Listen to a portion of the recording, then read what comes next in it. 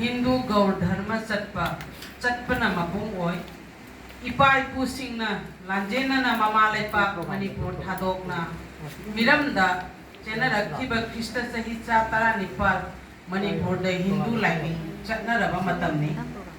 lining लाइसोन हाइबसी थाजनबा अमगी मखा पोना लेरिबा मियोय कांगलो अमगी पोकपदगी सीबा फावबा purring नायना लोइनरिबा मरम अमनी हाइनै असिमक ओइबना अहल लमन सिंगना मिरमदा लांजेनबदा अतै करिमा लोइनरक्त्रबसु धर्मगी लिक्लम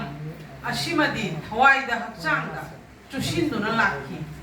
राष्ट्रतंत्र लोइनखिना लोइखिना गणतंत्र चटनरबा मतुंगदा निंगथौरेल मतमदा वायल थौदागी सेमखिबा महासभागी मथौसु लोइसिनखी हाइबा याय अदुबु अगरतला कोनुंग थांनाबा खुंगंग खरादति लुहोंग खोंगदोंबदा ढोल बजना यैदबा बोम्बुला थादबा अदुंगैगी निंगथौगी याथांगदो हौजिकसु ngakना चटपा यावि महासभागी मथौ सोंथरकलबा मतुंग खुंगंग अहुम मरी पुनसलगा लैबाक अममम सेमबा हौखि खुंगंग अमदा सिंगलुक अमा लैगनी मी मसिंग यामना